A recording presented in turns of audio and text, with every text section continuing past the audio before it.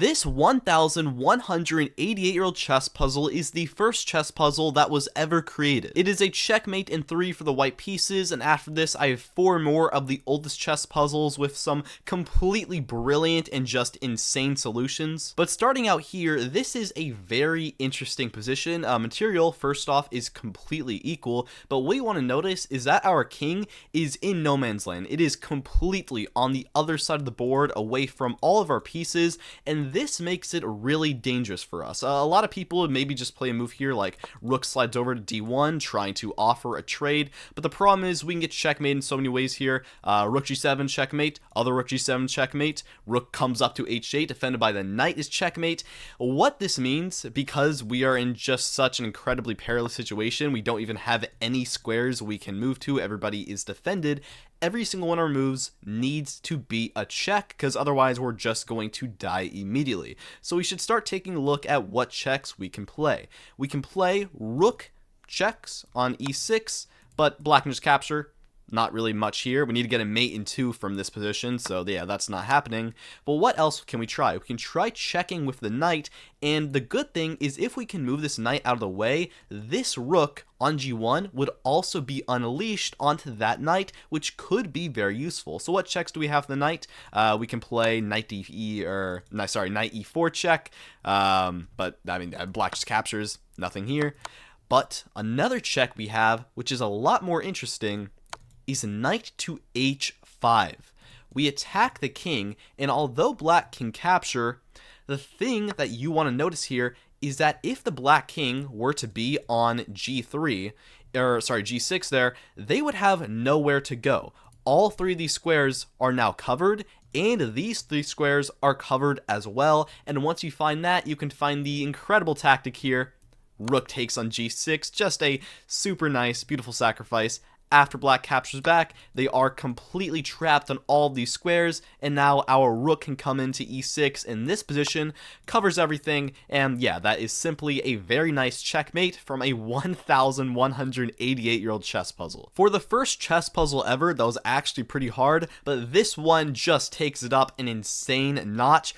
This is once again a checkmate in 3 for the white pieces. This chess puzzle, though, is a lot more recent. This was 1845, one of the first chess puzzles ever that was actually published in a newspaper, and it is about 200 years old, but the solution here is just insane. I mean, I encourage you, pause the video, try to solve it, but like I'll be honest, you're not solving this puzzle. What you do need to notice though to actually try to solve it is that black's king here in the center of the board is actually kind of trapped. It's in the center of the board, but it doesn't have any squares. Can't go here, here, here because of our rook, can't go here, here because of our bishop, and it can't go here because of our pawn. So every single square around it is actually controlled. It can't go anywhere. But what about their other pieces? Well, they have a knight here, but the knight is pinned by our bishop. So that's not, but the knight can't move either. This pawn's blocked by the king, that can't move. This pawn's blocked by this pawn, that can't move either. Meaning, whenever we play our next move, they will actually only have one legal move in that position, which would be b5. We can use this to our advantage because we can play just an incredible waiting move here. Like, just take this move in for a second. Bishop drops back to c1. Like, I don't even know what to say to this. The point being is after black plays pawn to b5 here, we can play just another incredible move here. Now that black has actually no moves, we do need to be careful. If we play like another waiting move, king to b1, this is actually like a stalemate. There's nothing that black can do. And so we have a second just absolutely bonkers move, which is rook to d2. This is like insane chess here. The knight looks like it can capture, but the bishop is still pinning, so that doesn't work either. Knight cannot capture, but because the rook blocks out the bishop, the king actually is a square. It can run to f4. There is no stalemate, and now taking advantage of the discovered check we have here, we have rook to d4, just 3 rapid fire insane moves here, and this is a double check, so they cannot capture our rook with the pawn, and the king is actually just checkmated. Everything is defended, everything works in beautiful harmony. 200 years ago, but just unbelievably insane puzzle. Next up, this puzzle came around the 13th century, so this is somewhere around 600, 700 years old, and it looks deceptively simple. The solution here is a checkmate in 2, but the thing is, there's only one move that is a checkmate in 2. If you're trying to find checkmate in 3, there's about 30 different moves that work for that. Checkmate in 2 is surprisingly really difficult. The thing here is we would want to play a move, check. And that could just be checkmate, and this is great, right? Well, the problem is this knight on e6. D6. This is their only piece they have other than their king, and yet it does an insanely incredible job defending. If we try this right away, knight drops to c8. Remember, we need a mate in 2, so on this move we would have to deliver checkmate, and there's simply nothing. We can play another check, king runs, and obviously this is extremely winning. There's no way black could ever win this, but is it a checkmate in 2? Unfortunately not. Might be thinking, well, what about the other rook? Well, pretty much the same story. Knight can block once again, and yeah, there's nothing. We can do the other check, but once again, this does not lead anywhere. So what else can we do? We can try playing a waiting move for our king. Maybe we can move up, but we also don't want to allow any checks. That doesn't work either. So what if we try running a different direction? Well, the problem here is that we go here, for example, king e2, there's no checks. Black has the insane defensive resource, knight to f7. Just sacrificing the knight, and somehow they're not getting checkmated here. If we try capturing that knight, well, there's no checkmate. And remember, this move needs to be a checkmate, so that doesn't work either.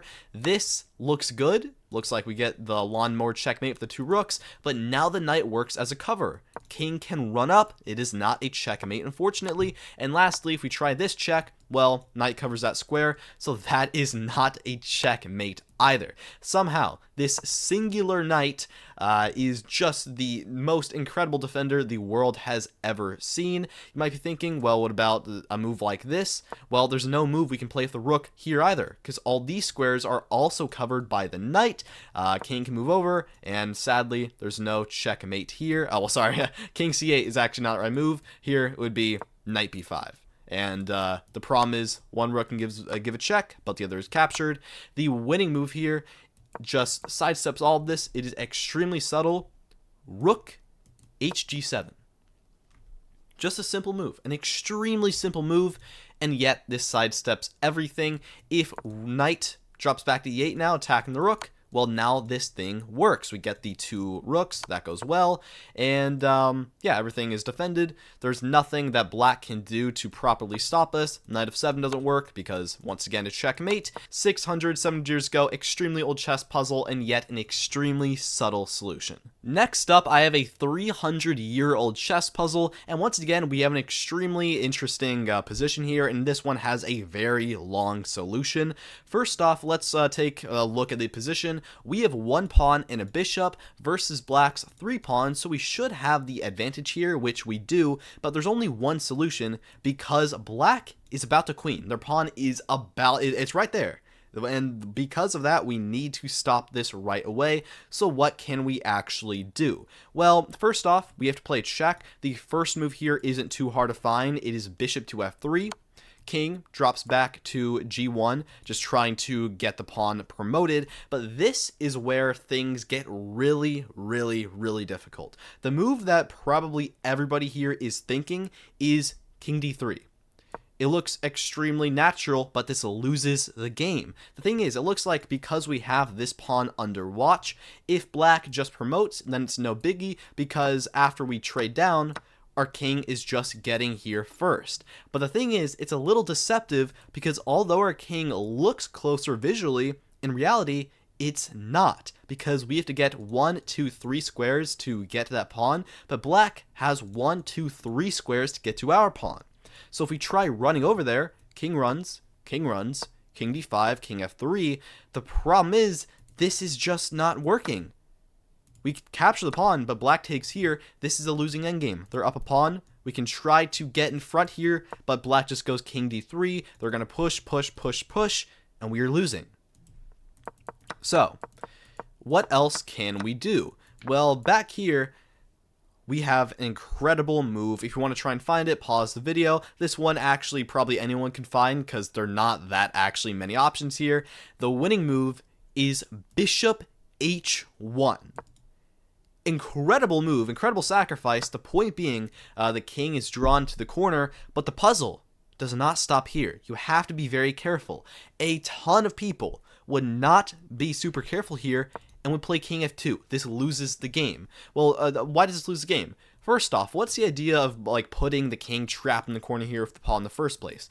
The idea here is because they're zugzwanged, they are forced to play pawn to d5. It's the only legal move they have in this position. We can now capture, and here black now pushes. And the point is, hopefully, we can win this pawn race like so, and at the end of the day, we'll be up a queen and black will not. However, this doesn't work because our king is placed on f2, so we get checked. After we play d6, e3, check. Our king is attacked. If we try capturing that pawn or simply moving anywhere that lets the king run away, well, after, let's say, takes, king moves over, they're promoting. Push, push, promote. This is an even game. We don't want an even game. We can actually win.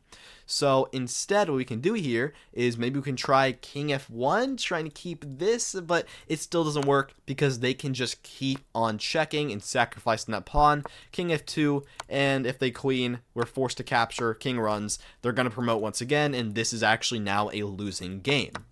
So instead, not king to f2, but king to f1. An extremely subtle difference, but that makes the entire game. We are now winning here, but it still requires an immense amount of accuracy. We can still lose very easily. d5, forced, black's only option. We now capture. Black goes pawn to e4, we go d6, we get a bit of a pawn race, but you might be thinking, isn't this the exact same situation? Because black here pushes a pawn, and it looks like they're going to get a promotion. True, they are going to promote, but we are actually still going to be winning here.